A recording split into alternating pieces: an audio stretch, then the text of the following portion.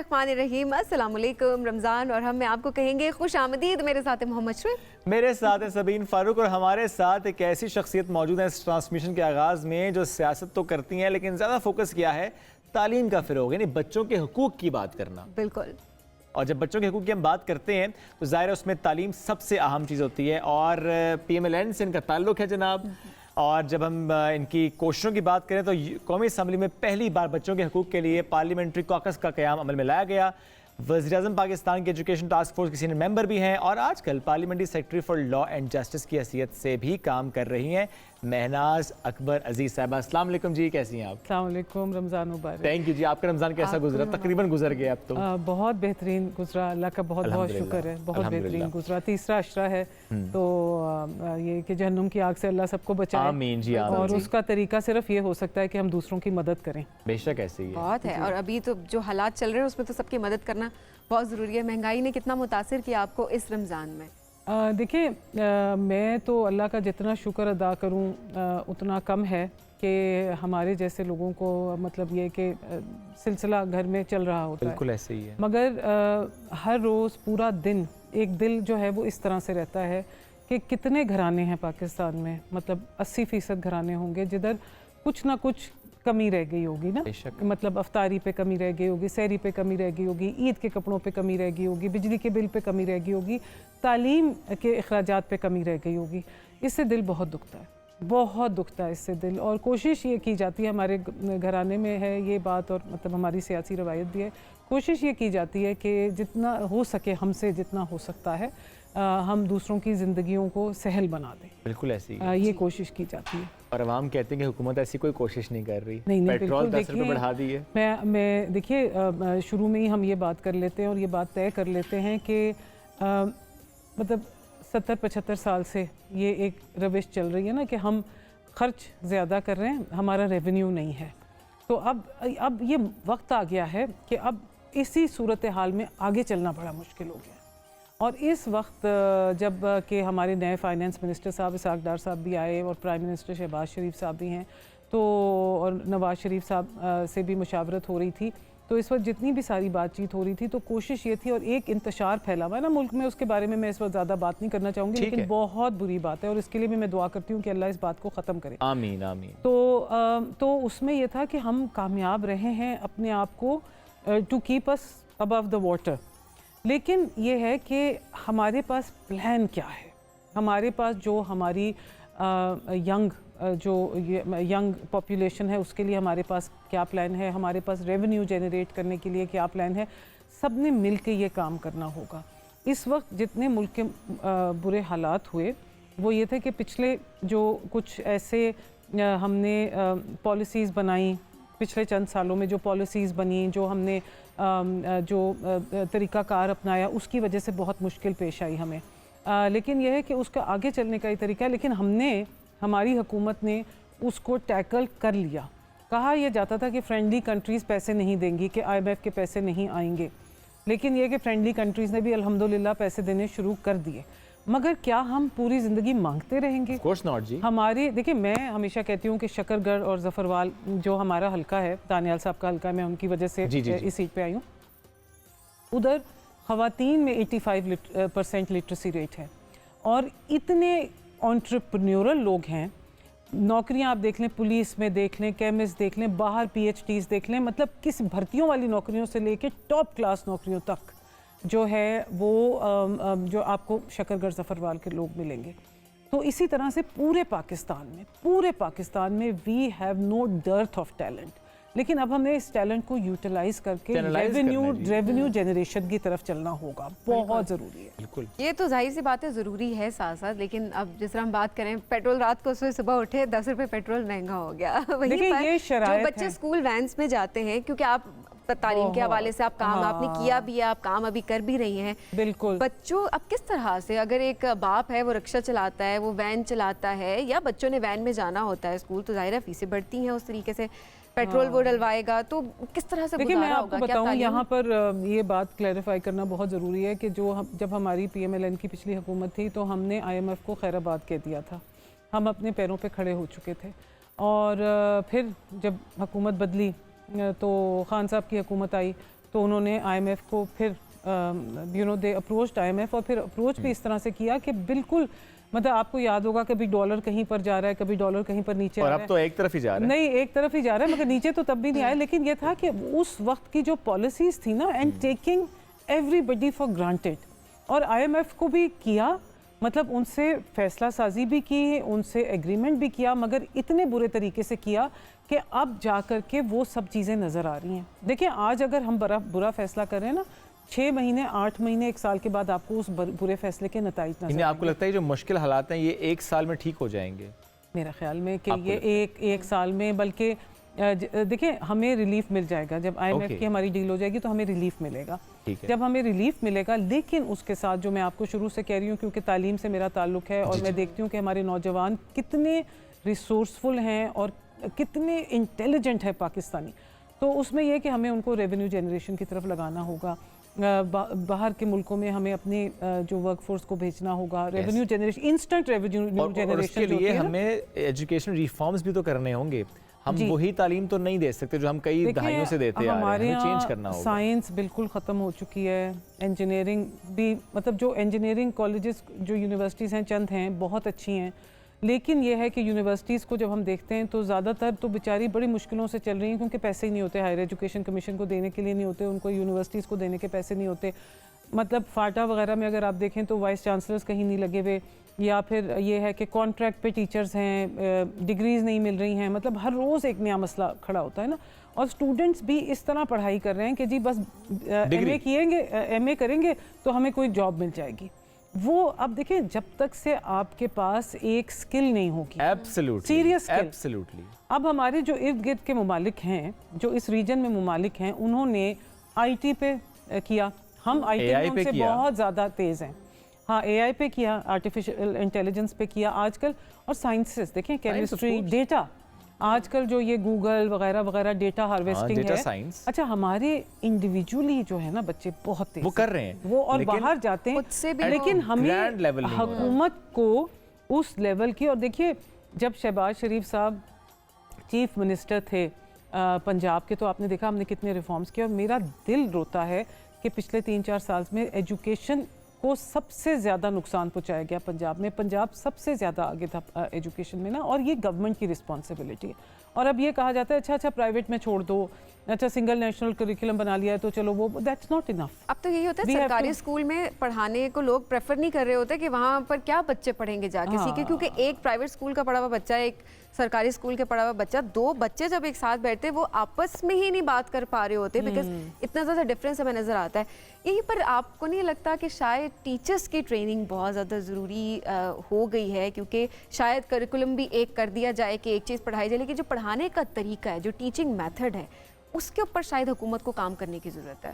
देखिए, जो हमारी टीचर्स हैं, जो हमारी गवर्नमेंट की टीचर्स हैं, वो बहुत अच्छे होते हैं, लेकिन ये है कि उनका अपना एक तरीका कार है उनको एम्प्लॉय करने का, उनको रखने का, उनके रिफॉर्म्स का, उसको जदीद करने की बहुत ज़रूरत है, उसको जदीद तरीन करने की बहुत ज़रूरत है, क्योंकि कुछ हमारे जो तरीक़ाकार है वो काफ़ी फरसूदा है। लेकिन ऑन दी अदर हैंड मैं आपको एक बात बताना चाहूँगी कि पार्लियामेंट में हम अभी 10 अप्रैल को हमने बड़ा ग्रैंड तरीके से एक कन्वेंशन भी किया, और हमने कॉन्स्टिट्यूशन के 50 ईयर्स सेलिब्रेट किए, आइन के 50 साल की सालगिरह मनाई, अच्छा 50वीं सालगिरह मनाई। तो उसमें यह था कि उससे पहले मैं भी उस कमेटी में थी, जो हमारे स्पीकर साहब हैं और रज़ा रब्बानी साहब हैं, उन्होंने एक कमेटी बनाई, और क्योंकि मेरा ताल्लुक एजुकेशन से था तो मैं एजुकेशन को लुक आफ्टर कर रही थी। तो उसमें ये बच्चे जो थे हमारे, ख़ासतौर पे फेडरल डायरेक्टरेट ऑफ एजुकेशन के इस्लामाबाद के जो बच्चे थे, इन्होंने बायलिंगुअल डेक्लेमेशन यानी कि तकारीर की, और मैं जाके बैठी, आप सोचें क्लास 1 की बच्चियों ने भी ऐसी तकारीर की, और मरीज से बच्चे आए हुए, कहाँ से इतनी कोई बेहतरीन तकरीरें थी उनकी टीचर्स इतने अच्छे थे। और ये मेरा ख्याल है F10 का कोई स्कूल था जिधर मैं गई थी, बेस्ट वहाँ के आप ऑडिटोरियम्स थे और सारा कुछ करके। तो ये है कि देखिए, इसका ताल्लुक एक और चीज़ से भी है, एजुकेशन सेंट्रलाइज है ना, इवन इफ प्रोविंशियली सेंट्रलाइज है ना, तो वो नहीं देख सकते, it has to be decentralize to the district level. अच्छा, क्योंकि पेरेंट्स को पता है कि क्या कमी है, और पेरेंट्स आपके जो उधर के ओहदेदारान होते हैं, जो लोकल बॉडीज़ के, उनसे बात करके वो सब कुछ कर। एक MNA जो है जिसने लेजिस्लेशन भी करना है, आपके पार्लियामेंट में, और जिसने अपना हल्का भी देखना है वो ये सब काम नहीं कर सकते। आपकी ब्यूरोक्रेसी भी साथ में आती है ना, मैंने तो डायरेक्टली रिस्पॉन्सिबल भी नहीं है ना, स्कूल के लिए तो एग्जीक्यूटिव है, ये तो करने वाले हैं, मतलब इम्प्लीमेंटेशन की बात है।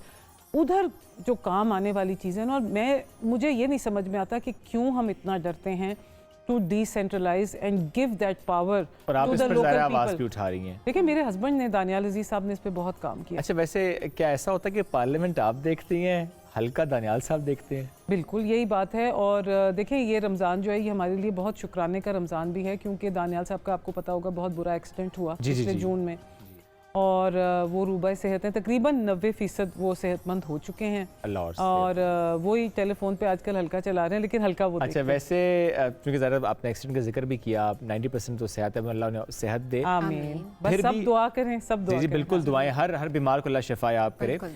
फिर भी ज़्यादा एक्टिवली तो चीज़ें वही देख रहे हैं, कंट्रोल वही कर रहे हैं। देखिए ये दानियाल साहब, इसमें कोई भाम नहीं है, दानियाल साहब की सीट है वो।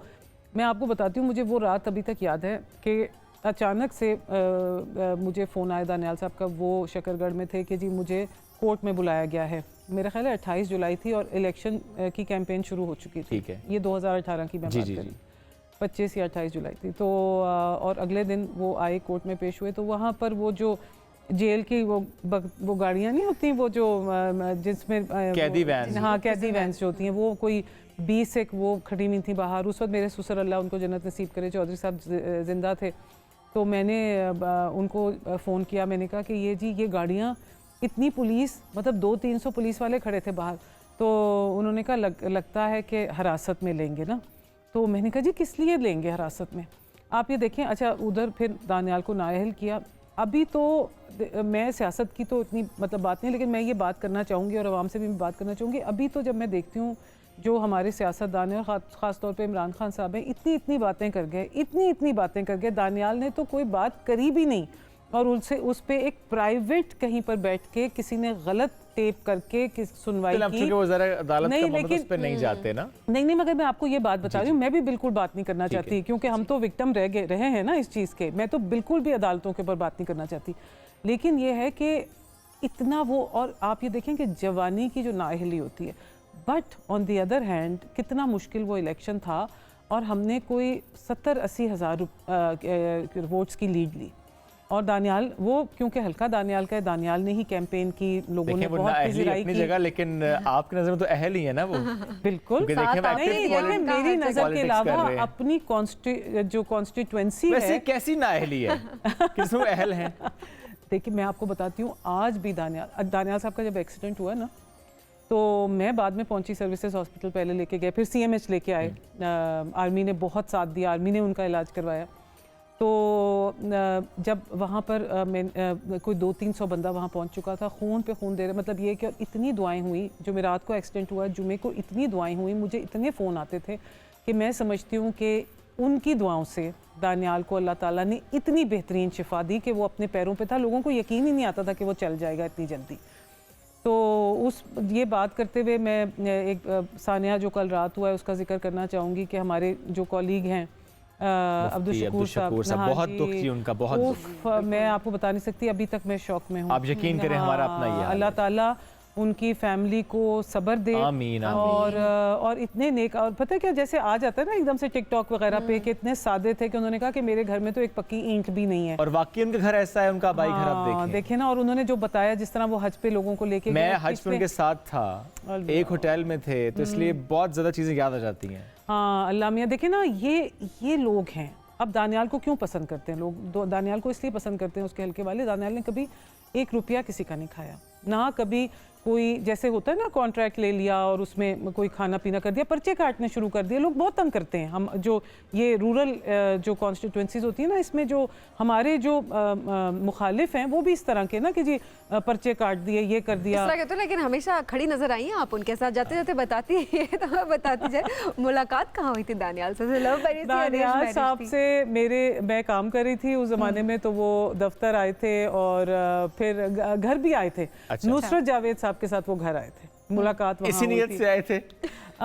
ये तो उनसे पूछना पड़ेगा। नियत बाद में बदली थी। नहीं, उन्होंने बताया नहीं, कभी नहीं बताते। अच्छा, मैं यहाँ पर ये भी बात का जिक्र करना चाहूँगी, क्योंकि रमज़ान का महीना है और हमने सारी बातें और की, मगर मैं ये कहना चाहूँगी कि जिन लोगों के वालिदैन हयात हैं वो अपने वालिदैन के साथ बड़ा सुलह रहमी से वक्त गुजारें। और जिस तरह से मेरी वालदा हैं माशाअल्लाह, बड़े बहुत क्लोज हैं आप जी हाँ, उनसे मैं आप। उनसे, और मैं जहाँ पर आज खड़ी हूँ और अब मेरी जितनी ज़िंदगी में बरकतें हैं वो सारी मेरी वालदा की वजह से हैं। एंड शी इज़ द जिसको कहते हैं ना सेंटर ऑफ आपकी वालदा के साथ। You know she is the centre of Allah उनका साया सलामत रखे जी, आपको उनकी दुआएं आपके साथ हमेशा रहें जी।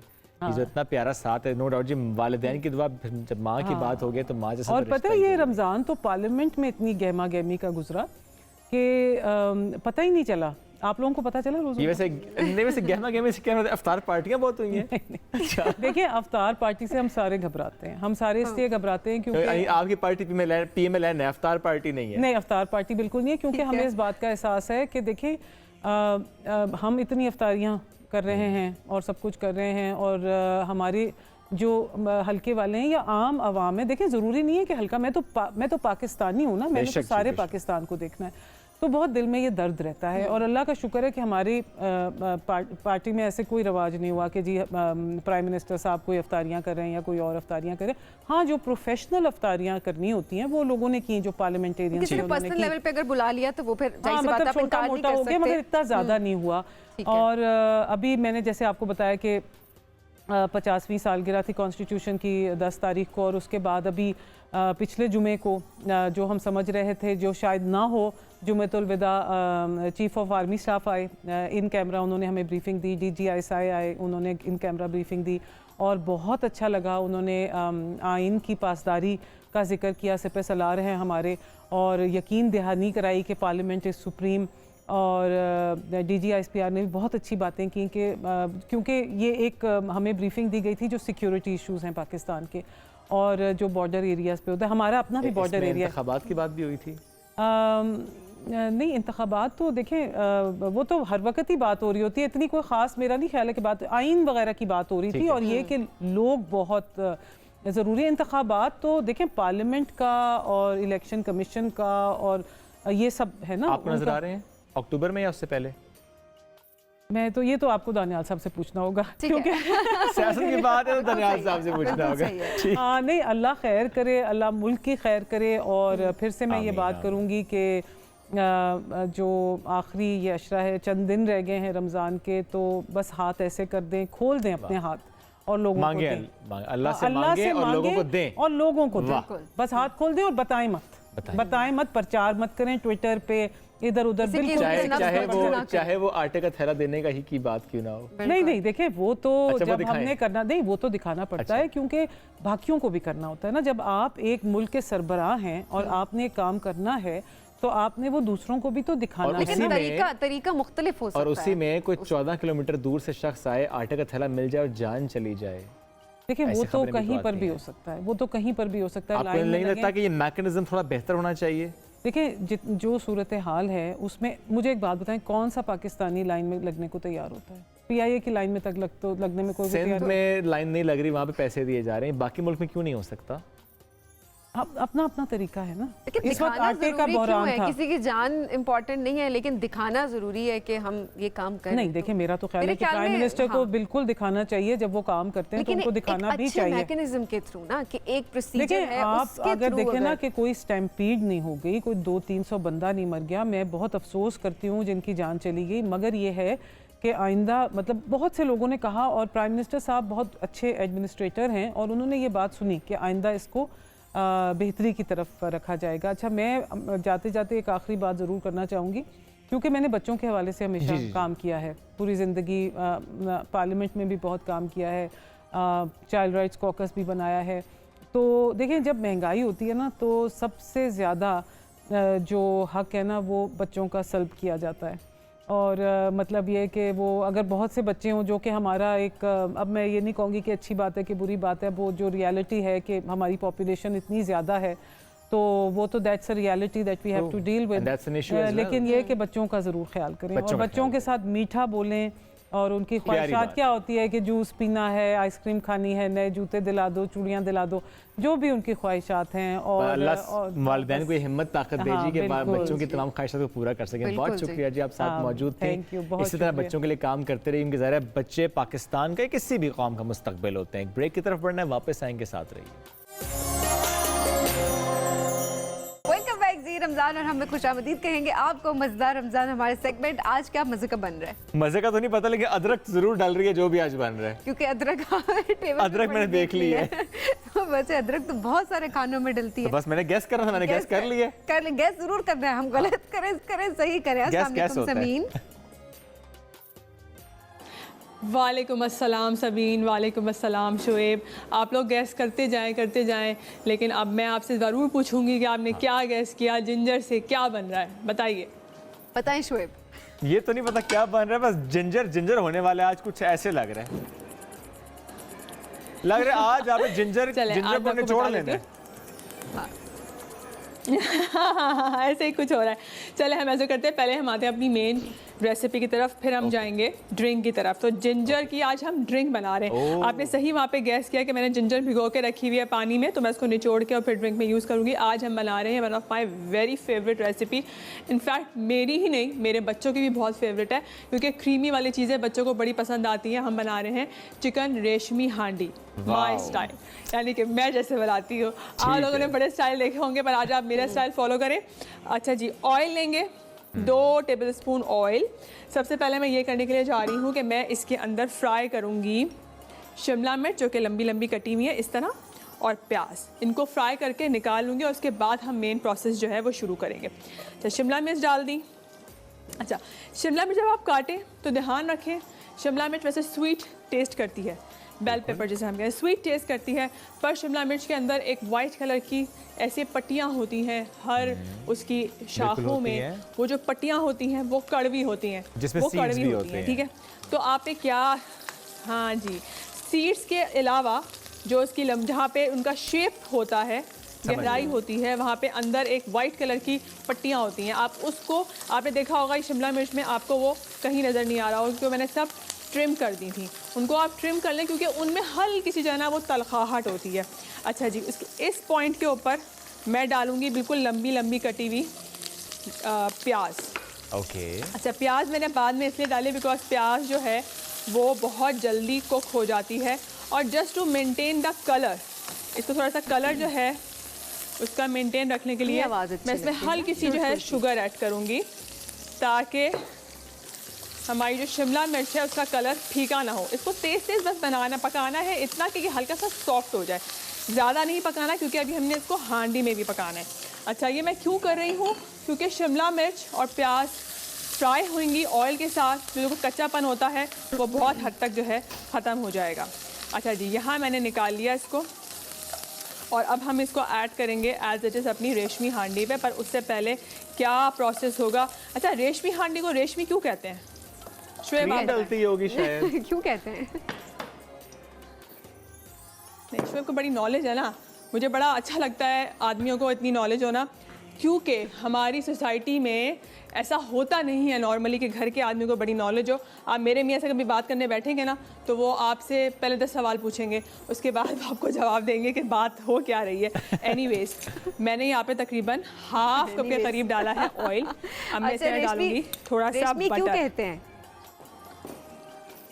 जी, रेशमी, मुलायम, मखमली, it's all the form of the dishes जिनके अंदर क्रीम का बहुत इस्तेमाल होता है, यानी कि वो खाने में बड़ी सॉफ्ट सी होती हैं, ठीक है। अच्छा, यहाँ पे हम डालेंगे, मैंने डाला था तेल और फिर मैंने डाला बटर के बाद मैं डालूंगी यहाँ पे chopped onion to make the nice and good gravy.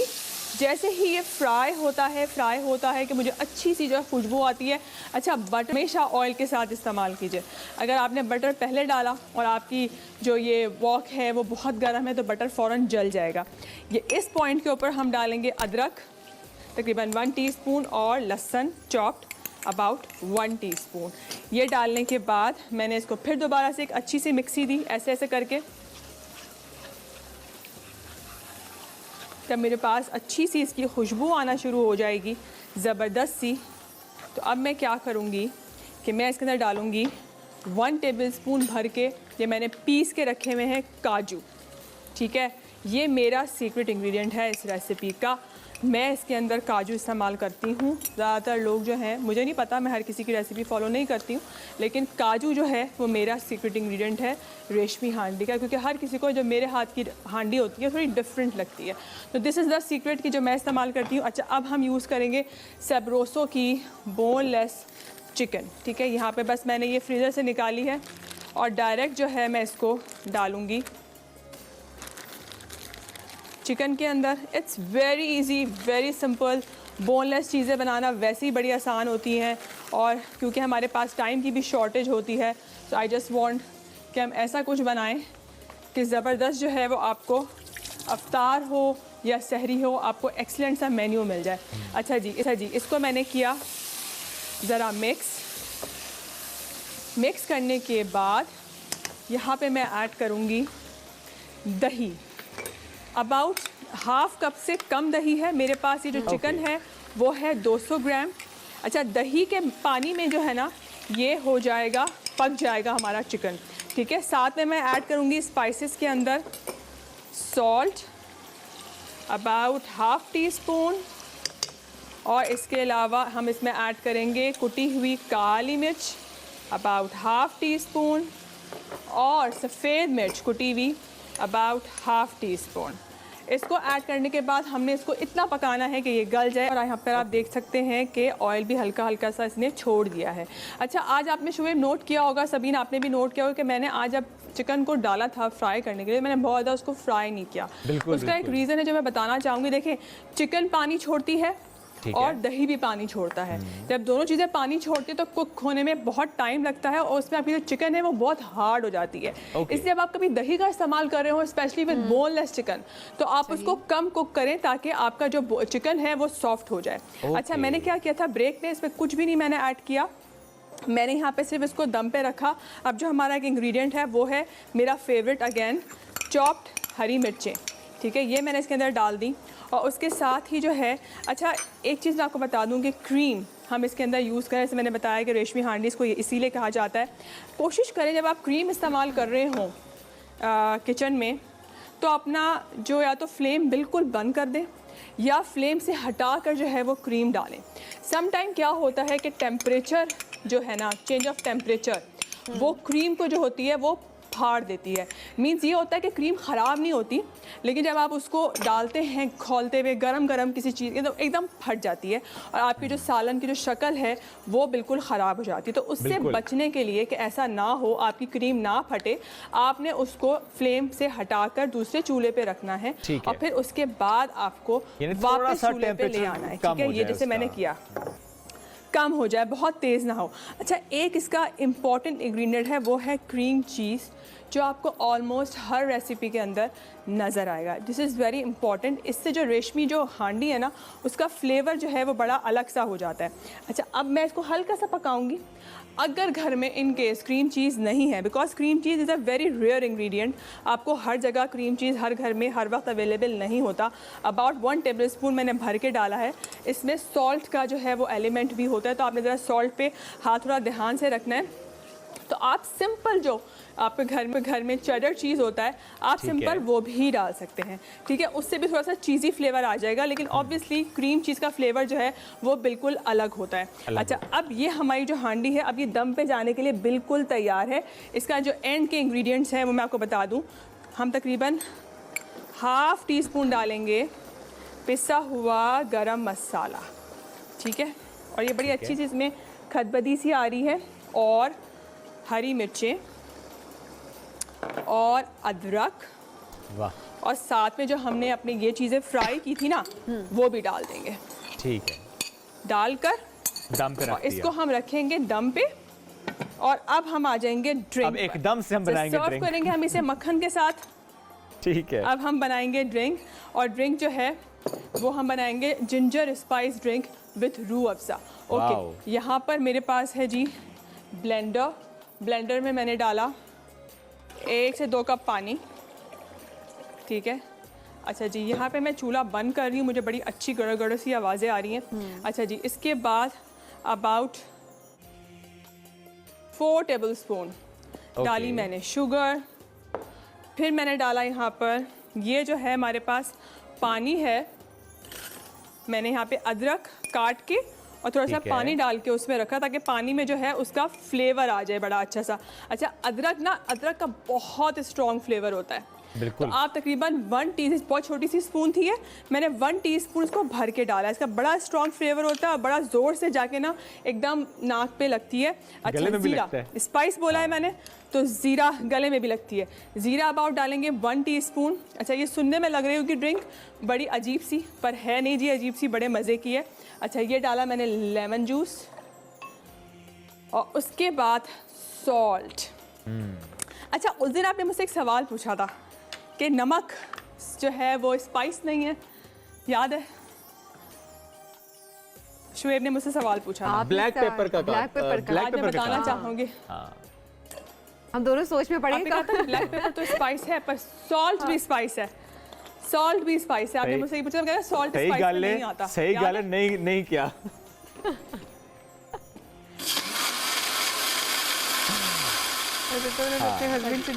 तो मैंने हल्का सा मिक्स किया और अब मैंने डाला जी इसके अंदर स्पेशल अपना रूह अफ़ज़ा, जिसके बगैर ये ड्रिंक जो है। आपने कहा स्पेशल, मैंने कहा कोई ये खास किस्म का आया है। खुल नहीं रहा इनसे, लाए मुझे दिखाएं, मैं खोल के दूं आपको बॉटल। खुली भी नहीं है। ओके, हम यहाँ से खोलते हैं इसको। सिंपल, बचपन से ये काम करते आ रहे हैं भाई। 55 के हो गए लेकिन अभी तक हम घर में जब भी रुआ छोड़ा। कहेंगे 55 की भी नहीं हूँ। चले जी, आवाज अच्छी है ना? ओके। कोई सारी आवाजें बहुत है, किचन की जितनी आवाज है ना शुएब को बहुत अच्छी लगती है। सिवाय बेलन और चिमटे के। बेलन और चिमटे के। ये डाल दिया हमने अबाउट 1 टेबल स्पून के करीब, हल्का सा एक अच्छा सा नाइस सा फ्लेवर देने के लिए रूह अफ़ज़ा। ओके, अब हम इसको दोबारा से गड़गड़ करेंगे। ये चीज आइस हालांकि मांगी थी ना आइस, है ना? आइस मांगी थी, लगभग मिली नहीं है। डाली है? अच्छा, आइस डाली है मैंने, डाली है आइस। जी डाली है। ओके। आज आवाज वो नहीं आई ना आइस वाली। ओके, मैं भी कम बर्फ डाली आज। वैसे हमें बर्फ नहीं चाहिए, आज अपना मौसम अच्छा है इधर का। इस्लामाबाद का बहुत अच्छा मौसम है आज। बहुत तो नहीं, मतलब अच्छा मौसम है। अच्छा मौसम है। लेकिन हम डाल सकते हैं, ये देखें मेरे पास रखी भी है बर्फ, ये डाल दी मैंने बर्फ। आप लोगों की ख्वाहिश पूरी कर देते हैं। ओके जी, अब हम आते हैं अपनी कोई तो मानता है हमारी बात। और यहाँ पर यहाँ पर जो है ये बिल्कुल तैयार है। ये किचन का सेगमेंट में जो थेरेपी होती है एक्चुअली। इनके घर में भी कोई नहीं सुनता।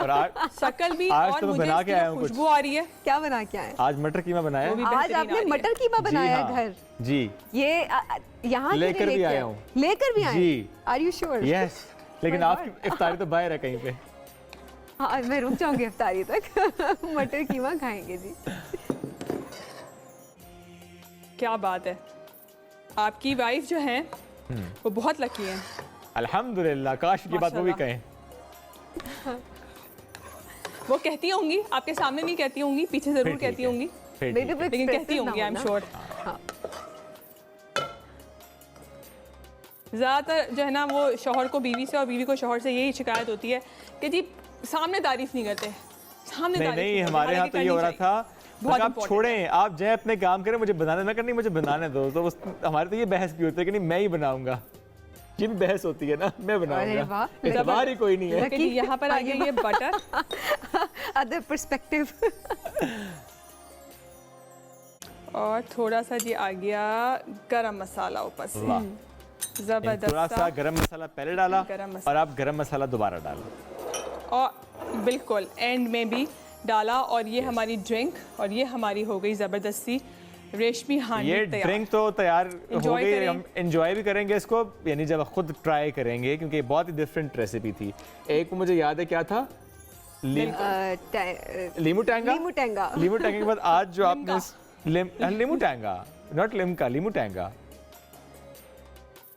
इसको आपने नाम लीमू टैंगा दिया हाँ, था लीमू टैंगा। और एक फिर ये उससे आज मैंने- वाली जिसमें आपने जिंजर का जूस इस्तेमाल किया तो ये दिस इज वेरी डिफरेंट तो विल डेफिनेटली ट्राई इट इंशाल्लाह। Thank you so much Sameen बड़ा अच्छा लगा ये Definitely. सेगमेंट मज़ेदार thank you Ramzan Shoaib. Thank you जी thank you Thank you, break की तरफ समीन। पढ़ना है हमने एक से वापस आएंगे तो इस ट्रांसमिशन को आगे बढ़ाएंगे वेलकम बैक रमजान और हम इस ट्रांसमिशन के सिलसिले को आगे बढ़ाते हैं हादी साथ मौजूद हैं अस्सलाम वालेकुम हादी कैसे हैं आप वालेकुम अस्सलाम अल्लाह का शुक्र आप बताएं आप कैसे अल्हम्दुलिल्लाह बिल्कुल ठीक ठाक हादी रमज़ान में जिस तरह आपने कई दिन लगाकर इस कलाम को ज़ाहिर है आपने रिकॉर्ड करवाया तकरीबन 10 दिन ग़ालिबन आपने इस पे काम किया और फिर ये सामने बहुत वायरल भी हो रहा है थोड़ा सा बताएंगे थोड़ा बैकग्राउंड इसको याद करना इसकी सिलेक्शन और उसके बाद इसकी सारी तैयारी और उसके बाद इसकी execution okay so first of all मेरी अम्मा को शुरू से बहुत शौक होता था क्योंकि ऑब्वियसली डैड तो म्यूज़िक इंडस्ट्री से हैं तो उनको बिजी होते थे तो वो मुझे कहती होती थी कि यार आप मेरे लिए ये नात तैयार कर दो she was a big fan of Junaid Jamshed तो उन्होंने मेरा दिल बदल दे पहली नात थी उसके बाद कसीदा बुर्दा शरीफ and this was another one अल्लाहु बाय कारी वहीद जफर तो मुझे अपनी ख्वाहिशात जाहिर करती होती थी कि बेटे ये याद करके मुझे सुनाओ तो since the past 7-8 good years मैं इसको पढ़ता आ रहा हूँ तो इसलिए याद करना तो इतना मुश्किल नहीं था आपको तो याद ही दिस वाज थी। कंप्लीटली स्पॉन्टेनियस लाइक 21वीं की रात थी और मैं जी 21वीं की रात थी और मैं इबादत ही कर रहा था और जैसे ही सहरी की मैं सोने लगा था जैसे फजर पढ़ के सोते हैं ना उस लाइक यार इस रमज़ान में मैंने कुछ निकाला नहीं अभी तक तो let me try something I went downstairs to my dad वो नीचे स्टूडियो ऑब्वियसली तो वहाँ पे we decided this and it was done in a total of 12 hours कि पहले अच्छा। हमने आधे पौने घंटे में because obviously I have sung for different movies as well तो इस सब में काफ़ी टाइम लगता है मतलब वोकल ट्रैक को टेक्स को दोबारा करते हुए it takes about 3-4 hours to record song और आधे घंटे में अल्हम्दुलिल्लाह रिकॉर्ड हो गया I slept I woke up around 4 o'clock और 4:30 बजे हमने इसका वीडियो किया है 6:30 बजे आई अपलोडेड है और उसके बाद अल्हम्दुलिल्लाह आई एम एक्सट्रीमली ओवरवेल्म्ड सबका बहुत शुक्रिया because this is not the reaction that I was expecting it was so spontaneous and अल्हम्दुलिल्लाह अल्लाह की तरफ से it's been a huge success बिल्कुल अल्लाह का कलाम है और किस तरह से अप्रिशिएट किया जा रहा है आपने जितनी खूबसूरती से उसको महसूस करके आपने पढ़ा भी है हादी अब्बा के साथ कोई कोलैबोरेशन आ रही है आगे कुछ हम एक्सपेक्ट कर रहे हैं इंशाल्लाह in the near future probably by the end of this year क्योंकि पहले मैं अपने ओन पे अपने मेरिट पे अपने ओन पे सिंगल्स निकाल रहा था बट काफ़ी लोगों ने फरमाइशें की हैं एंड स्पेशली सूफी कलाम उनसे भी काफ़ी पसंद किया जा रहा है and मेरे से भी so let's see may be somewhere in the near future जैसे उनका कुन फाया कुन बहुत ज़्यादा मशहूर हुआ बिल्कुल बिल्कुल तू कुजा मन कुजा कुक स्टूडियो में बहुत मशहूर हुआ बहुत ज़्यादा बिल्कुल तो बिल्कुल इसलिए उनका सूफी कलाम लोगों को पसंद काफ़ी पसंद अच्छा। आता है आपका जॉनरा थोड़ा डिफरेंट है या सूफी की तरफ भी उतने इंक्लाइंड आप भी हैं मैं to be very honest I think मैं एक अभी यंग एज पे हूँ तो मैं उतना ज़्यादा सूफी की तरफ इंक्लाइन नहीं था I was following his footsteps pop को ही ज़्यादा पसंद किया जाता था आतिफ असलम को सुनता हूँ पाकिस्तान से डैड को ऑब्वियसली एज एन इंस्पिरेशन रखा हुआ है तो इसलिए म्यूज़िक में तो ज़्यादा उस तरफ बट अब क्योंकि अल्हम्दुलिल्लाह लोगों को मेरी आवाज़ में नात वगैरह पसंद आ रही है आई डिड मेरा दिल बदल दे एज वेल तो प्रॉब्ली इंशाल्लाह आप लोगों को काफ़ी ऐसा कुछ सुनने को मिलेगा अब चूँकि जुनैद जमशेद का जिक्र हुआ मेरा दिल बदल देगा आपने तस्करा किया तो अगर रिक्वेस्ट करें कई सालों से आप ये पढ़ते मैंने वालिदा की ख्वाहिश पर ही सही लेकिन आज हमारी भी ख्वाहिश है हमारे नाज़रीन के लिए हमारी इस ट्रांसमिशन के लिए अगर वो नातिया कलाम आप थोड़ा सा हमारे लिए भी पढ़ें मैं अम्मा को पता था ये होना और उनकी ख्वाहिश थी कि मैं आज कसीदा बुर्दा शरीफ पढ़ दूं बिकॉज मैंने मेरा दिल बदल दे तो करके डाली हुई यूट्यूब पे चले तो अगर चले आप जैसे इजाज़त दें। जैसे फिर ज़बरदस्त। आपकी वालिदा की ख्वाहिश है कसीदा बुर्दा शरीफ ठीक है जरूर ठीक। जरूर बिस्मिल्लाह मौलाया सल्ली वसल्लिम दाइमन अबदन अला हबीबिका खैरुल खल्क़ि कुल्लिहिम मुहम्मदुन सय्यिदुल कौनैनि व थक़लैन मुहम्मदुन सय्यिदुल कौनैनि व थक़लैन वल फरीक़ैनि मिन उर्बि व मिन नजामि वल फरीक़ैनि मिन उर्बि व मिन नजामि मौलाया सल्ली वसल्लिम दाइमन अबदन अला हबीबिका बिका खैरुल खल्क़ि कुल्लिहिम। सदक़ल्लाहुल अज़ीम। माशाल्लाह, जज़ाकल्लाह। हादी बहुत खूबसूरत आवाज़। हादी अब्बा से सीखते हैं अभी या सीखते हुए कभी डांट पड़ी, कोई इंटरेस्टिंग वाक़या तो हमें सुनाएं। बहुत ज़्यादा दफ़ा, बहुत ज़्यादा, क्योंकि अब्बा थोड़े से रिजिड हैं, क्योंकि वो कहते हैं जिस तरह मैं सबको ट्रीट करता हूँ उसी तरह तुम्हें ट्रीट करूँगा, सिर्फ क्योंकि तुम मेरे बेटे हो तो उससे तुम्हें कोई लेवरेज नहीं मिल जाता। तो I have even this video, like I was 10 और 11 years old, और रियाना का एक गाना है अम्ब्रेला, मैं उसको कवर करा था, and I used to lisp, और मैं थे करके ऐसे बात करता था और वो उसको ठीक करा रहे थे, और मैं रो रहा हूँ उस वीडियो में। And I recently found out, 1 साल पहले मुझे वो वीडियो मिली है, तो आई डोंट वांट एवर कि वो वीडियो कभी लोगों के सामने आए, बिकॉज मैं बहुत ज़्यादा रो रहा हूँ उसमें। बट वो काफ़ी शुरू से मेरे साथ सख्त रहे हैं, बिकॉज आई थिंक इसी की वजह से अल्हम्दुलिल्लाह आज मैं यहाँ तक पहुँचा हूँ और मेरी ऐसी आवाज़ है। अच्छा, वैसे कभी ऐसा होता है कि आपने प्रैक्टिस की हो या अब्बा का बहुत ज़्यादा कलाम कुछ सुना हो और आपने सोचा कि चलो मैंने थोड़ी प्रैक्टिस भी कर ली है एंड आई थिंक मैं अच्छा वो कलाम पेश कर सकता हूँ, आपने अब्बा के सामने पेश किया, ऐसे कभी मौका मिला? बड़ी दफ़ा होता है, ज़्यादातर जितने भी ये कोई कलाम हो या कोई भी गाना हो, तो पहले मैं खुद प्रैक्टिस करता हूँ अपने उन पे, क्योंकि मुझे पता है ही इज़ वेरी ब्लंट, वो मेरे मुंह पे बता देते हैं कि ये तुम बिल्कुल भी अच्छा नहीं गा रहे या ये तुम बहुत अच्छा गा रहे हो। एंड फॉर्चुनेटली जब हमने ये रिकॉर्ड ही की थी, क्योंकि मैंने आपको बताया कि आधे घंटे के अंदर अंदर हुई थी, तो he was really proud at that time. वो कह रहे थे कि इंशाल्लाह इंशाल्लाह अल्लाह के फजलो करम से ये काफ़ी ऊपर जाएगी, और अल्हम्दुलिल्लाह उनको अंदाज़ा हो गया था ये। वैसे उनका कोई कलाम अगर हम सुनना चाहें आपसे? जी जी, उनका आप मुझे बताएं कौन सा सुनना चाहेंगे? तू कुजा मन कुजा? तो कुजा मन कुजा, हाँ बिल्कुल बिल्कुल।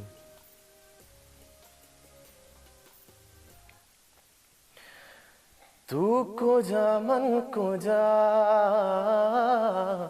तू कुजा मन कुजा, तू कुजा मन कुजा, तू कुजा मन कुजा, तू अमीर हरम मैं फ़कीर अजम, तू अमीर हरम मैं फ़कीर अजम, तेरे गुन और ये लब मैं तलब ही तलब, तेरे गुन और ये लब मैं तलब ही तलब, तू अता ही अता, तू कुजा मन कुजा, तू कुजा मन कुजा। बाय द वे वो मेरे मुंह से भी ये पहली दफा सुन रहे होंगे, क्योंकि मैंने उनके सामने भी कभी तू कुजा मन कुजा। चले, आज तो फिर दो ख्वाहिशात पूरी होगी, एक अब्बा की भी हो गई और एक हमारी भी यहाँ पे हो गई। हमारे नाज़रीन भी खुश हो गए। हादी, अभी आगे क्या प्लान्स हैं आपके, नए प्रोजेक्ट्स को हैं, अपकमिंग प्रोजेक्ट्स जिनके बारे में बताना चाहें?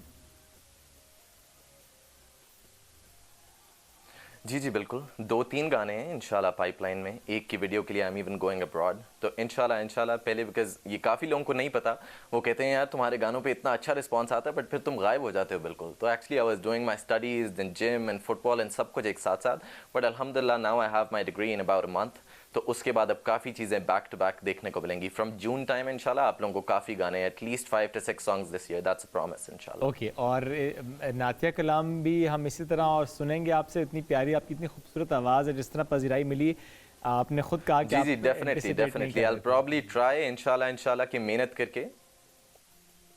जी जी बिल्कुल, बिकॉज इस तरह का रिस्पांस आया तो डेफिनेटली कोई एक आधा और कोई मशहूर नात को इंशाल्लाह कवर करने की भी कोशिश करूंगा, और लेकिन जितना overwhelming response to be honest आ गया, प्रॉब्ली मैं कोशिश करूंगा कि मैं खुद से लिख भी सकूं, इफ अल्लाह ताला मुझे इतने इंशाल्लाह मैं लिख के इंशाल्लाह खुद से इसको करूं, कोई नई बनाऊं अपनी तरफ से। अल्लाह आपको ज़रूर वो हिम्मत दे जी, वो ताकत दे, मैं कहूँगा, क्योंकि ज़ाहिर है ये बिल्कुल एक ऐसी चीज़ है जो इसकी आमद होती है, फिर आप उसे ये पेन इट डाउन और उसके बाद आप उसको इस तरह पेश करते हैं। बहुत शुक्रिया Hadi, all the best for future endeavours. बहुत शुक्रिया, साथ मौजूद थे। की तरफ हमें बढ़ना है, ब्रेक से वापस आएंगे, ट्रांसमिशन को आगे बढ़ाएंगे।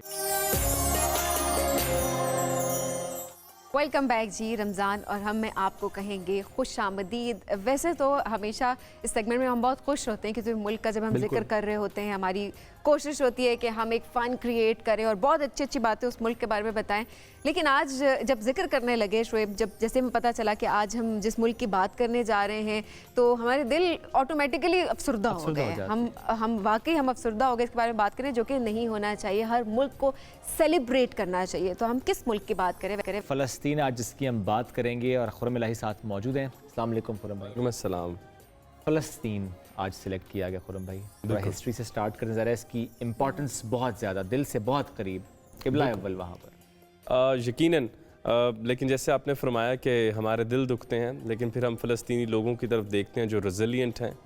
हाँ, तो वहाँ से अगर हम आगाज़ करें तो उनकी रेजिलियंस और जो जैतून के दरख्त हैं उनका बहुत ही करीबी ताल्लुक है। जैतून के दरख्त वो दरख्त होते हैं जिनकी जड़ें बहुत डीप जाती हैं ताकि वो रेजिलिएंट रहें और सख्त हालात में भी, क्लाइमेट चेंजेस में भी, गर्मी में भी फल देते रहें और अपने जो भी उसका ख्याल रख रहे हैं उसको कोई ना कोई फैज़ देते रहें। तो ऐसे कुछ फ़लस्तीनी लोग हैं और ऐसे उनके जैतून के दरख्त हैं। उनकी मईशत में सबसे बड़ा हाथ इनका है। 4% of the GDP comes from ये जो जैतून के दरख्त वो लगाते हैं, उनके जो प्रोडक्ट्स हैं वो देते हैं। और फ़लस्तीन में लगे हुए 70% दरख्त जो हैं वो जैतून के दरख्त हैं। और यही जैतून के दरख्त जो हैं वो बाद में एक पीस की निशानी भी बनते हैं। आपको पता है ना कि हम पीस के तौर पे जैतून की शाख देते हैं जी। तो फ़लस्तीन के पास गो के बेशबहा जैतून के दरख्त हैं, लेकिन अमन उनकी वो दिया हुआ कोई मान नहीं रहा। हम आज आगे जाके बात भी करेंगे। यासिर अरफात जिनका ताल्लुक भी यहाँ से था, उनको नोबेल पीस प्राइज़ में भी शामिल किया गया था। तो जैतून के दरख्त, फ़लस्तीनी लोग और ये जैतून की शाखों का बहुत गहरा ताल्लुक है जो कदीम ज़माने से है। और यहाँ पर इतने पुराने दरख्त हैं कि 4000 साल पुराना जैतून का दरख्त भी आपको फ़लस्तीन में मिलेगा। लेकिन नहीं मिलेगा तो आपको अमन नहीं मिलेगा, उनका ज़मीन का टुकड़ा उन्हें वापस नहीं मिलेगा और उनके जो हकूक़ हैं वो पूरी ग्लोबल दुनिया जो है वो उनको देने में आज भी फ़ेल हो जाती है। तो हमें डर है कि कहीं United nation, league of nation की तरह भी कहीं फ़ेल ना हो जाए अगर ये एक ऐसी अदारा नहीं रहेगा। इस वक्त लेकिन नज़र आ रहा है, अगर इस पे बात नहीं हो रही, इतना जुल्म देख कर भी, इतने विजुअल्स आ रहे होते हैं हमारे सामने, ऐसी सी वीडियोज़। अभी हमने मस्जिद अल-अक्सा की बात की थी, कुछ खबर हमने शामिल की थी अफसोसनाक, लेकिन हमें कहीं पे यूनाइटेड नेशंस का रोल नज़र नहीं आ रहा। जी बिल्कुल, कंडेम करते हैं, वो ग्लोबल ताकतों के आगे बेबस हैं। तो हम यही कहते होते हैं कि ये जो बड़े बड़े अदारे हैं, अलामा ने इनको कहा था कि खाके मक्का ने दिया खाके जनेवा को ये पैगाम कि तुम लोग इत्तेहादे करते रहते हो, वो कंट्रीज़ का, हम कहते हैं इत्तेहाद करो इंसानों का। तुम कंट्रीज़ को अकोमोडेट कर रहे हो कि जो ताकतवर है उसको बस दूर से कंडेम कर दो।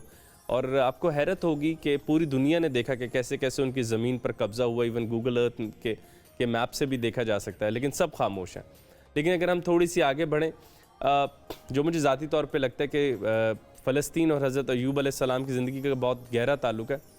जो भी जगह मुक़द्दस होगी, जो भी इंसान बड़ा ख्वाब देखेगा, उसको बड़ी कुर्बानी देनी पड़ी। हज़रत अय्यूब अलैहिस्सलाम 7 बेटे 7 बेटियाँ, कई ग़ुलाम, कई नौक खादमीन, कई बड़ी उनके पास ज़खायर थे चीज़ों के, लेकिन उनको बड़ी कुर्बानी देनी पड़ी।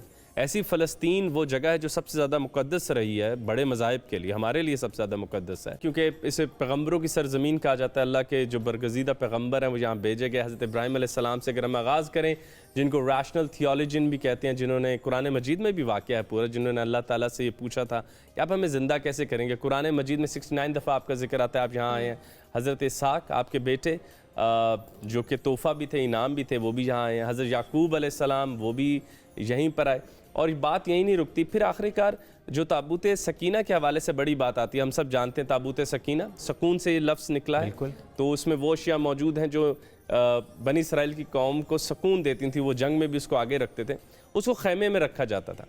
और ये इसी फ़लस्तीन की सरज़मीन पे सब कुछ हो रहा था। तो आखिरकार ये सोचा गया और हज़रत दाऊद को ये कहा गया कि आप इसके लिए कुछ सोचिए कि लोग इसको खैमे में रख के इबादत करते हैं, तो आप कोई चीज़ बनवाइए। तो हज़रत दाऊद अलैहिस्सलाम ने अपने बेटे को वसीयत की और हैकल सुलेमानी का ख्वाब देखा गया। और हैकल सुलेमानी को बनाने के लिए हम जानते हैं कि फिर बहुत ज़्यादा इस्तेमाल किया गया जिनों का। और हज़रत सुलेमान जब जान चुके थे कि शायद ये मुकम्मल ना हो पाए मेरी ज़िंदगी में, और क्योंकि जिन्नात रात को चले जाते हैं, तो आप अपनी आखिरी वक्त पे भी अपनी असा के ऊपर खड़े रहे, हत्ता कि आप वहीं पे आपकी जान कब्ज़ हो गई। तो ये सारा वाक़या भी वहीं का है। सबसे इंटरेस्टिंग बात, तालूत और जालूत की जो जंग है वो भी इसी सरज़मीन के ऊपर हुई थी, जिसमें हज़रत दाऊद अलैहिस्सलाम ने वो एक हीरोइक एक्ट किया था जिसके बाद सारी दुनिया हैरान रह गई थी। तो हज़रत मूसा अलैहिस्सलाम के बाद बहुत अरसे तक बनी इसराइल के पास कोई लीडर नहीं था, तो उन्होंने कहा आप हमें कोई लीडर दीजिए। ये सब भी फ़लस्तीन की सरज़मीन पर हुआ और तालूत और जालूत का जो वाक़या है वो भी इसी सरज़मीन पर हुआ। और जालूत वो जो बहुत बड़े फिगर थे, बहुत जालिम बादशाह थे और पूरे जिस्म पर ज़र्रा पहनते थे और सिर्फ एक आँख खाली छोड़ते थे। तो हज़रत दाऊद अलैहिस्सलाम बिल्कुल बच्चे थे, 15-16 साल के, और जाते हुए कुछ पत्थरों ने कहा आप हमें उठा लीजिए। आपने वो पत्थर उठा लिए और अपने पास रख लिए। तो जब तालूत जा रहे थे तो वहाँ पर उन्होंने कहा कि आप तो बहुत छोटे हैं, तो वो आप साथ गए और आपने एक स्लिंग शॉट लिया जो सीधा उसकी आंख में लगा और वो वहाँ पे गिर गया। तो वहीं से फिर हज़रत दाऊद अलैहिस्सलाम और उनके फिर बेटे की जो हम कहते हैं कि इन्होंने हुकूमत भी की और साथ में ये पैगम्बर भी थे। तो फ़लस्तीन की सरज़मीन पर अगर हम आगे चलें तो बात यहाँ नहीं रुकती, फिर हज़रत ईसा अलैहिस्सलाम की पैदाइश भी फ़लस्तीन की सरज़मीन पर ही होती है। ये तो थी जेनेरिक हिस्ट्री, लेकिन जब हम मुसलमानों की तरफ आते हैं तो आप जानते हैं कि हमारा किबला अव्वल भी रहा। तो बैतुल मुक़द्दस की तरफ देखकर हम नमाज पढ़ा करते थे और रसूल करीम सल्लल्लाहु अलैहि वसल्लम सूरह बकरा आयत नंबर 144 में भी जिक्र आता है कि आप बार बार अल्लाह की तरफ देखते थे कि हमारा किबला इसी तरफ होना चाहिए। और हिजरत के बाद तक हमारा किबला बैतुल मुक़द्दस ही रहा, लेकिन फिर रसूल करीम सल्लल्लाहु अलैहि वसल्लम की दुआ कबूल हुई। और कुछ इतनी हैरत की और मोहब्बत की बात पता चलती है कि रसूल करीम नमाज़ पढ़ रहे हैं और दिल में एक डिज़ायर आ रहा है कि यार किबला वहाँ होना चाहिए। तो नमाज ख़त्म होने से पहले अल्लाह ताला ने अपने महबूब के लिए कहा कि आप अभी मोड़ लीजिए, आप अभी इसको ख़त्म ना कीजिए नमाज, आप अभी अपना चेहरा उस तरफ करें जहाँ आपका दिल कहता है। तो वतीउल्लाह वतीउर रसूल की सबसे बड़ी बात हमें यहाँ से भी पता चलती है कि नमाज के दौरान ही किबला तब्दील हो गया और आपका किबला जो है वो हमारा किबला खाना काबा बन गया। और इसके अलावा अगर हम देखें तो वो जो अलामा मोहम्मद इकबाल ने कहा था, इश्क के एक जश्न ने तय कर दिए किस्सा तमाम, इस ज़मीन व आसमां को बेकरार समझा था मैं, कि पूरी कायनात जो इतनी बड़ी है जिसका सफ़र नहीं हो रहा था, इश्क की एक रात ने उस सफ़र को तय कर दिया। वो सफ़र भी फ़लस्तीन से हुआ। रसूल करीम सल्लल्लाहु अलैहि वसल्लम मक्का से एक ही रात में बैतुल मुक़द्दस गए। और जो हम रॉक ऑफ डोम देख रहे हो, डोम ऑफ रॉक देख रहे होते हैं, यानी कि एक ऐसा मिंबर गुंबद जो चट्टान के ऊपर है, गोल्डन कलर का, फ़लस्तीन का जो बहुत मशहूर है, वहाँ से वहाँ पे नीचे पत्थर मौजूद है जहाँ से रसूल करीम सल्लल्लाहु अलैहि वसल्लम ने अपने वाक़े मेराज के लिए आप आसमानों की तरफ, बुलंदियों की तरफ गए। और उमूमन कहा जाता है कि मस्जिद अक्सा आगे है और ये जो गोल्डन डोम है ये पुश पर है, बैक पर है। ये बात बिल्कुल दुरुस्त है, लेकिन इसको भी हमने ही बनवाया था, मुसलमानों ने ही बनाया था। और इसके चारों तरफ आयात ही लिखी हुई हैं, वो एक तफसीलन मौजू है अगर हम देखना चाहें तो। बैतुल मुक़द्दस वो पूरा अहाता है जहाँ पे मस्जिद अक्सा भी मौजूद है, जो ये डोम गोल्डन कलर का है, डोम ऑफ रॉक जो है ये भी मौजूद है। ये डोम जिसके नीचे चट्टान है जहाँ से रसूल करीम सल्लल्लाहु अलैहि वसल्लम मेराज के लिए ऊपर गए थे, तो वो भी वहाँ पे मौजूद है। तो मस्जिद अक्सा और ये दुनिया का मुक़द्दस तरीन इलाका समझा जाता है। कई मज़ाहिब ने कई अरसे तक यहाँ पर आकर अपनी इबादतगाह रखी। मुसलमानों का ये किबला अव्वल रहा और बाद में हम उस तरफ चले गए। लेकिन अगर हम आगे हैं और अब हमने तो देख लिया बाकी पैगम्बरों के लिए, हमने अपने इस्लाम के हवाले से देख लिया, अगर हम अपनी ज़िंदगी के हवाले से, अपने पाकिस्तानी होने के हवाले से देखें तो फ़लस्तीन का और हमारा बहुत गहरा ताल्लुक़ है। आप देखें कि हमारे पासपोर्ट पर लिखा होता है, हमने आज तक इसराइल को कबूल नहीं किया और हम अपने पासपोर्ट पे एक ही कंट्री नहीं जाते, वो इसराइल है, क्योंकि हम मानते ही नहीं आप एग्जिस्ट करते हैं। हम समझते हैं कि आप अजर्फर हैं, आपने अप्रेस रखा हुआ है, आपने उनको ऑक्यूपाई किया हुआ है, आपका मुल्क हो तो हम वहाँ जाएं ना, वो आपका मुल्क ही नहीं है तो हम वहाँ जाएं कैसे। और अगर उससे भी आगे जाएं तो हमारे फैज़ जो कि किसी भी साम्राज्य कुव्वत, किसी भी गैर जमहूरी कुव्वत के ख़िलाफ़ बुलंद आवाज़ रहे, मेरे मन मेरे मुसाफिर हुआ फिर से हुक्म सादिर, और ना जाने उनकी कितनी नज़में ऐसे लोगों के, ऐसी कुव्वतों के ख़िलाफ़ हैं जो लोगों को दबाना चाहती हैं, उनके हकूक़ सर्व करती हैं। आपने बहुत ज़्यादा लिखा फ़लस्तीन के ऊपर, आपकी 2 से 3 नज़में हैं फ़लस्तीन के ऊपर। और इसके अलावा फ़लस्तीन के जो 2 बहुत बड़े लीडर, एक लीडर और एक राइटर एडवर्ड सैद से आपकी बैरूत में बहुत लंबी मुलाकातें। एडवर्ड सैद जिनकी किताब ओरिएंटलिज़म भी बाद में मशहूर हुई फ़लस्तीन के लिए, उन्होंने भी बहुत ज़्यादा लिखा।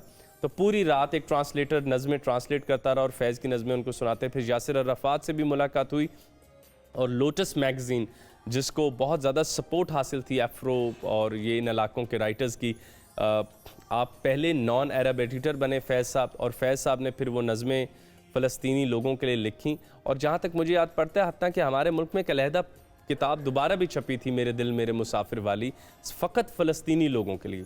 गो के फैज़ ने वो अपने लिए लिखी थी, क्योंकि जितना मर्जी बड़े आप राइटर हो जाएं, जो आपका कोई ज़ाती गम होता है वो आपको भी खा रहा होता है, पाकिस्तान आपको याद आता था, तो फिर आपने कहा था मेरे दिल मेरे मुसाफिर, हुआ फिर से हुक्म सादिर के वतन बदर हो हम तुम।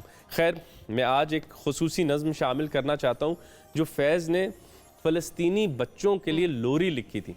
ओके। और वो इसलिए लिखी थी कि फ़लस्तीनी बच्चे अमूमन माओं बापों बड़ों के बगैर सोते हैं। फ़लस्तीनी बच्चे के लिए लोरी। मत रो बच्चे, रो रो के अभी तेरी अम्मी की आंख लगी है। मत रो बच्चे, कुछ ही पहले तेरे अब्बा ने अपने गम से रुखसत ली है। मत रो बच्चे, तेरा भाई अपने ख्वाब की तितली पीछे दूर कहीं परदेस गया है। मत रो बच्चे, तेरी बाजी का डोला पराए देश गया है। मत रो बच्चे, अम्मी अब्बा बाजी भाई चांद और सूरज, तू अगर रोएगा तो ये सब और भी तुझको रुलवाएंगे। तू मुस्काएगा तो शायद सारे एक दिन बेस बदल कर तुझसे खेलने लौट आएंगे। मत रो बच्चे, मत रो बच्चे। बहुत शुक्रिया खुरम भाई फॉर दिस सेगमेंट। फ़लस्तीन की आज हम बात कर रहे थे, पूरी हिस्ट्री की बात की आपने, फैज़ साहब की इस नज़म से उसको ख़त्म किया। एक ब्रेक की तरफ हमें बढ़ना है, जब ब्रेक से वापस आएंगे इस ट्रांसमिशन को आगे बढ़ाएंगे।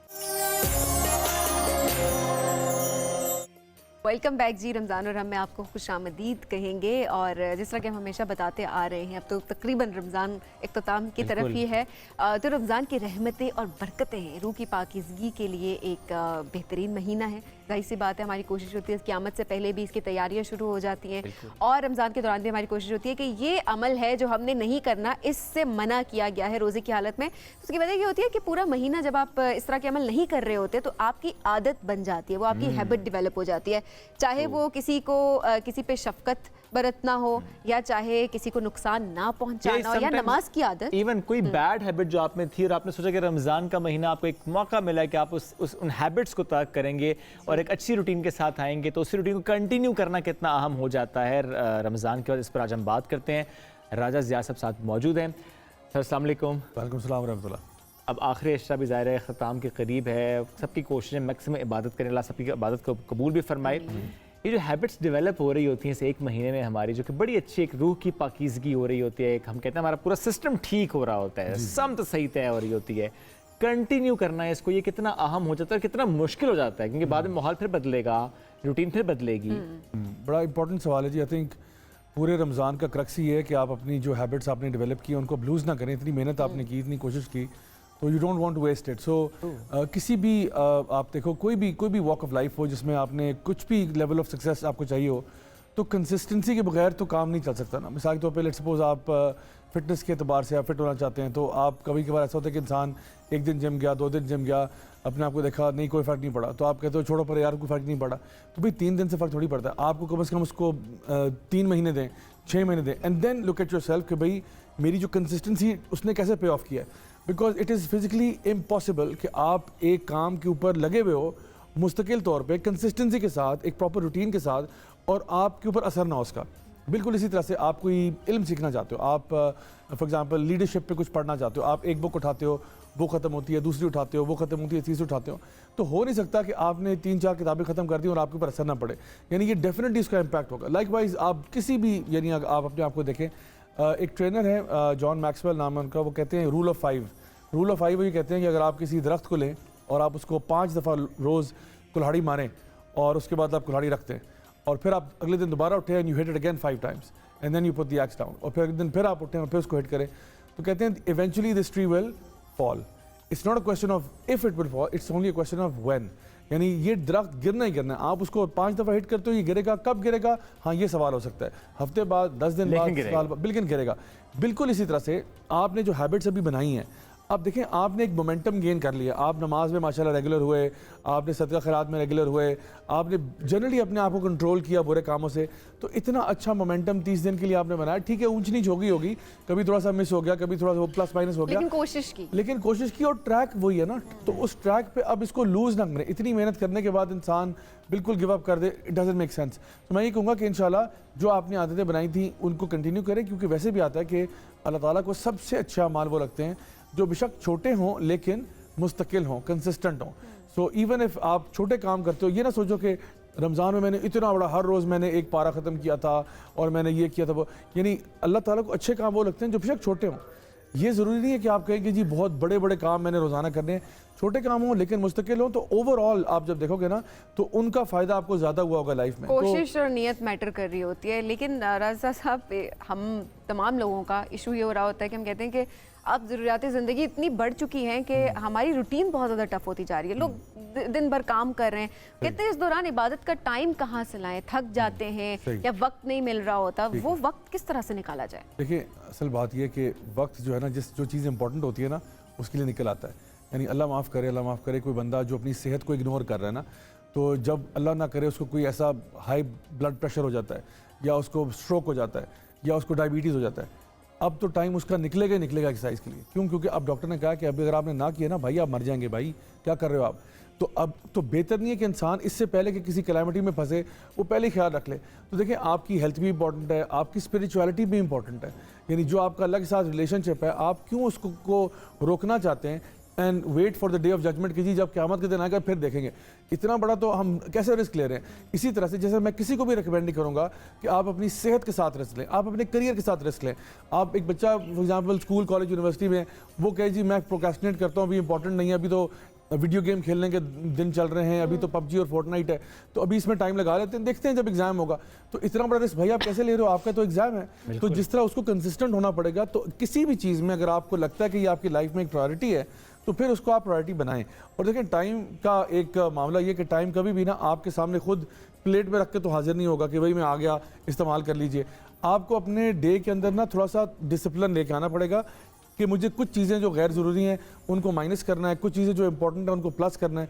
और ख़ास तौर पे मैं समझता हूँ आजकल कंसिस्टेंसी के लिए ना इट्स वेरी इंपॉर्टेंट कि वो होता है ना कि what to do and what not to do. What to do इतना इंपॉर्टेंट नहीं जितना what not to do important है। एब्सोल्युटली। तो अभी आपको ना थोड़ा सा रोज़े तो रखें रमज़ान में, थोड़ा सा सोशल मीडिया से रोज़ा रखना पड़ेगा। आई नो बहुत से लोग कहेंगे नहीं नहीं ये तो नहीं हो सकता, खाने पीने से रुक सकते हैं, सोशल मीडिया से नहीं रुक सकते। बात ये अगर आप डिसिप्लिन करना चाहते हैं ना, मैं ये नहीं कह रहा ना इस्तेमाल करें, ज़रूर करें लेकिन डिसिप्लिन करें। देखिए बहुत दफ़ा ये जो ऐप्स हमारे पास आई हुई हैं इनके एल्गोरिथम्स डिज़ाइन इसलिए हैं कि आप उसमें रहें। यानी कौन चाहता है कि आप ऐप पे ना रहे, वो जो एडिक्शन हो जाए आपको, एडिक्शन होती है बस आप ऐसे जाते रहते हैं, इसको बोलते हैं ज़ॉम्बी स्क्रॉलिंग। यानी आप जो है ना वो आपको पता है, मैंने देखें यूट्यूब पे शॉर्ट्स आ गई, इंस्टाग्राम फेसबुक पे रील्स आ गई, टिकटॉक अब आप आते हो, टिकटॉक ने तो स्टार्ट किया था, they are the pioneers of that. वो तो पायनियर्स हैं और बाकियों ने कॉपी किया उसको। शुक्रिया राजा साहब, बड़ी बुनियादी सी बात है जी। सोशल मीडिया पे आपने टाइम कम करना है तो फिर वक्त मिलेगा आपको, इबादत का भी वक्त मिलेगा आपको, अच्छे काम करने का। बिल्कुल जी। जाते जाते एक अच्छी बात आपसे जैसे हम शेयर करते हैं वो करते जाएं। कहते हैं कि जाहिल के सामने अक्ल की बात ना करो क्योंकि वो पहले बहस करेगा आपके साथ और फिर अपनी हार देकर आपका दुश्मन बन जाएगा। अगर आसपास नजर दौड़ाएं हम तो मालूम होगा हमें, कई मरतबा हम ऐसा करते हैं ना, गलत मौका होता है, दुरुस्त बात करते हैं फिर भी फंस जाते हैं, नुकसान उठा लेते हैं। तो अगर सामने वाले को देखकर बात करेंगे तो इस किस्म की सिचुएशन से हमेशा महफूज रहेंगे और गैर ज़रूरी मसलों में नहीं उलझेंगे। इसलिए बस आपने एहतियात करनी है और अच्छी नसीहत को आपने याद रखना है। दोबारा मुलाकात कल होगी। अल्लाह हाफिज़।